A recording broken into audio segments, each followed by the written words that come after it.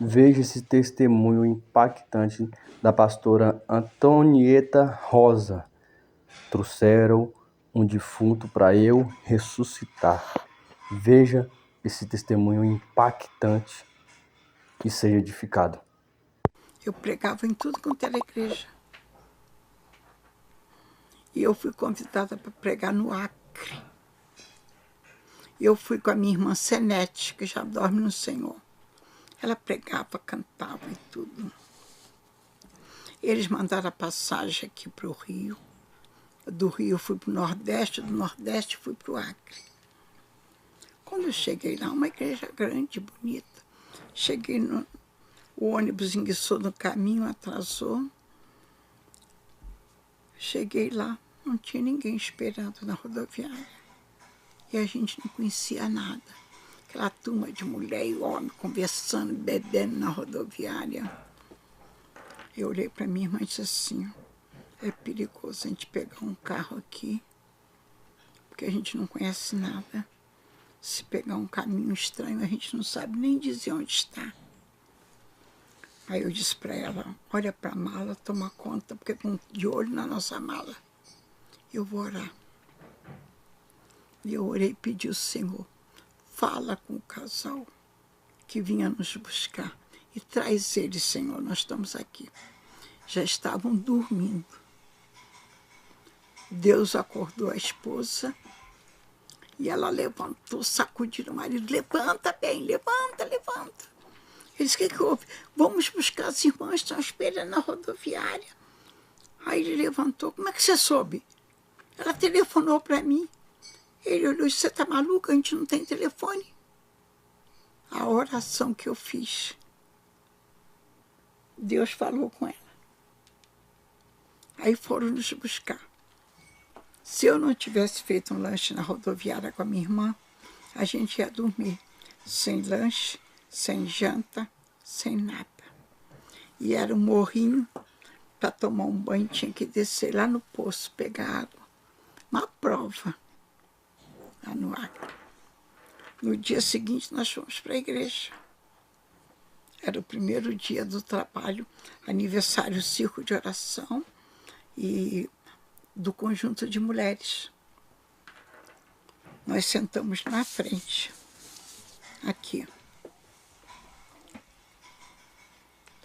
Cantou 17 hinos da harpa.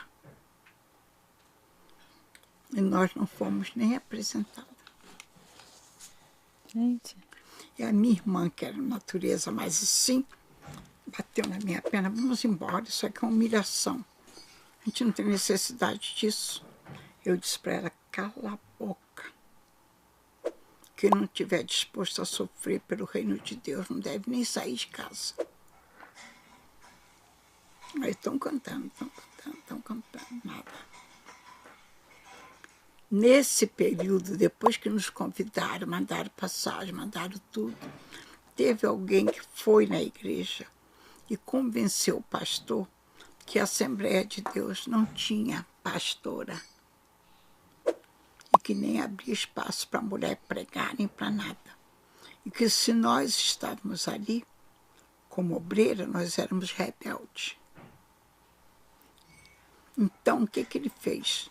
Convidou o pastor de uma igreja vizinha para ir me substituir. Mas não nos falou nada, estava tudo pago. Aí, quando chegou esse pastor, já quase 11 horas da manhã, ele com o microfone na mão, justificando porque que atrasou, porque 3 pneus do carro dele furou na estrada, ele com a mão suja limpando. Eu e a minha irmã sentada ali assistindo. Aí, de repente, ele olhou assim. Eu disse para minha irmã, esse cara foi meu aluno na EPO em São Cristóvão. Ele disse, fica quieto. Aí ele está pregando, olhou, fez assim. É a professora Antonieta que está aqui? Eu digo, sim, meu irmão, em corpo, alma e espírito. Ele vira para o ministério que está atrás dele, porque o púlpito era no alto. E disse assim, pastor, o senhor conhece essa irmã? pastor disse, não. Ele virou e disse assim, eu sou pastor hoje porque ela me ensinou a ser pastor. E desculpa, pastor, quando eu era católico, o que eu aprendi é que uma coisa que não se ensina o padre é dizer missa, porque é a primeira coisa que ele aprende. Não vou ensinar a minha professora. Me permite dar minha vez para ela? Aí o pastor fez assim, sim, contra vontade, né? Porque ele tinha tratado outra coisa. Aí ele me chamou ao púlpito, me entregou o microfone. Eu cumprimentei a igreja e fui ao pastor. E fiz a seguinte pergunta, pastor, o senhor, como o pastor líder dessa igreja, me permite usar este microfone e falar às tuas ovelhas? Ele disse, sim. Olha, a igreja não ouviu. Eu repeti a pergunta e botei assim. Quando ele falou o sim, que a igreja ouviu, aí eu voltei para a frente do púlpito. Comecei a pregar, agradecendo a oportunidade, o convite, tudo. Quando eu olho para a porta, entra 5 homens. 1, 2, 3, 4 e um acompanhando. Um defunto. Mandaram buscar no hospital, morto, e levaram para a igreja. Chegou e botaram assim na frente do púlpito. Vamos que isso aqui é o púlpito. Botaram na frente. E eu perguntei para o diácono que estava do lado, o que é isto? É uma prova para vocês. Se vocês são mulheres, são pastoras, Assembleia de Deus não tem pastora, então você vai ter que ressuscitar esse defunto para provar que vocês não são rebeldes. Olha, irmã, ressuscita esse morto. Eu parei assim, fechei os olhos, fiz uma oração aqui e disse, Deus, eu nunca esperei passar uma prova dessa.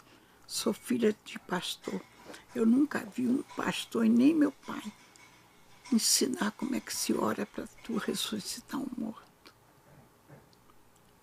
Se tu estás me dando uma aula, me dá sabedoria.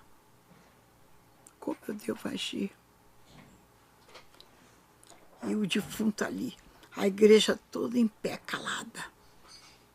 Menina, é terrível isso, viu? Nossa. Você não pode imaginar uma igreja grande, você sozinha no púlpito, sendo provada se você é ou não é uma pastora, uma obreira, um vaso de Deus. Aí eu disse para o Senhor, o que eu faço? Perguntando aqui. O Senhor disse para mim, desce, tem mais santidade lá embaixo do que aqui em cima. Aí eu desci, chamei a minha irmã e disse, fica aqui nos pés. Eu fico na área da cabeça. O Senhor disse, não põe a mão. Prepara a igreja. Eu pedi que a igreja toda levantasse a mão e fizesse oração silenciosa. E eu orei e pedi ao Senhor, devolve a vida deste homem, porque eu sou tua serva. Prova que tu estás comigo e que eu te sirvo em verdade. Aí o Senhor disse, não põe a mão. Ordena que o espírito de vida volte e o espírito de morte saia. Eu orei e ele começou a mexer os olhos aqui. Aí o diácono olhou assim, e ele está mexendo os olhos. Eu disse, fique quieto. Eu olhei para ele, perguntei o nome dele, chamei e disse, diga glória a Deus. não saía. Eu disse, em nome de Jesus, diga glória a Deus. Ele, glória a Deus. Eu digo mais alto. Botei o microfone para que a igreja ouvisse. Eu disse, levanta, dobra o joelho aqui. Vou agradecer a Deus pela sua vida. E apresentei para a igreja, está aqui, vivo. Deus batizou ele com o Espírito Santo. Ele saiu correndo pelo meio da igreja toda, dando a volta. Eu pensei que acabou. Aí o rapaz levou, sentou ele. Eu fui continuar a mensagem. Quando eu olho para a porta, vai entrando uma família, marido, mulher e filho. Um garoto de 10 anos. Aí eu olhei para a irmã e perguntei, isso aí é outra prova para vocês. Ai, gente. Mandaram buscar em casa. Família de cego de nascença, pai, mãe e filho. Eu fechei os olhos e disse, Deus, e agora? Eu nunca vi nem ninguém orar por cego para receber vista. Eu fechei os olhos. Aí uma voz veio assim no meu ouvido. Filha, o que o cego vê? O que você responderia? Nada. Foi o que eu respondi. Aí perguntou a segunda vez. Eu respondi outra vez. Nada. Aí perguntou a terceira. Aí eu parei. Eu botei a mão aqui e disse, eu respondi a primeira vez. Ele perguntou a segunda, eu respondi. Ele perguntou a terceira, então as duas respostas estão erradas. Sim. Certo? Aí eu aqui, orando na mente. Aí eu disse para o Senhor, me dá sabedoria para entender o que tu estás me ensinando para realizar a tua obra. Aí perguntou a terceira vez, o que é que o cego vê? Aí eu fechei os olhos, apertei. Eu disse, treva, escuridão. Aí a voz disse para mim no meu ouvido, repreende o espírito de trevas e decreta luz para essas vistas. Olha, quando o garotinho virou assim, papai, eu estou te vendo. E o pai abraçou ele aqui assim e disse, eu também estou te vendo. Aí olhou para a esposa e disse, bem, eu estou te vendo. Ela disse, eu também estou vendo vocês.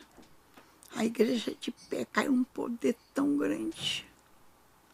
Eu disse, não há necessidade que eu pregue mais. O Senhor já provou que está conosco. Devolvi. Menina, que prova. Aí foi pro almoço. Farofa, daquela farinha grossa do Nordeste. Eu não sei que bicho que era, se era carneiro, se era que eles botaram numa fogueira assim. Aí trouxeram aqueles pedaços assim, feito perna, igual do tamanho da perna de um cachorro. Estava na brasa, botou assim pra gente comer aquilo. Nem faca, nem colher, nem garfo. Duro. A minha irmã disse, eu não como isso. Eu ainda tentei, mas duro. Eu disse, deixa aí. Bebemos água, levantamos e saímos. Dia da Bíblia. Eu ainda fui pregar em cima de uma carroceria de caminhão. Eu subi com a minha irmã, estamos lá em cima. Assim a praça. Eles convidaram tudo quanto era centro de Umbanda, igrejas católicas e outras ali. Era como se houvesse uma prova, achando que nós éramos rebeldes. Assembleia de Deus, Aí eu estou em cima no púlpito, comecei a pregar. Eu vejo um carro vir encostar lá no meio-fio. Eu vi o motorista descer, passar para o outro lado, abrir e tirar um homem. E o homem veio com 2 muletas. E ele segurando, trouxe-se para o meio da multidão. Aí o Senhor falou comigo no púlpito, em cima da carroceria. Está vendo esse homem? Eu vou salvar e vou curar. E ele será para você e para tua irmã o que Zaqueu foi para Jesus e os seus discípulos. O Senhor falou comigo lá em cima da carroceria. Aí eu virei para um diácono que estava em cima e disse, traz aqueles 2 homens mais para frente. Aí ele parou assim numa distância. Eu pedi, tira as muletas dele. Eu disse para ele, olha para mim, diga glória a Deus. Glória a Deus não saía. Quando saiu, eu fiz ele falar 7 vezes, glória a Deus. Eu disse, me dá as muletas. Peguei as muletas, joguei em cima da carroceria. E disse, olha para mim, levante as 2 mãos. Aceita Jesus. Ele disse, aceito.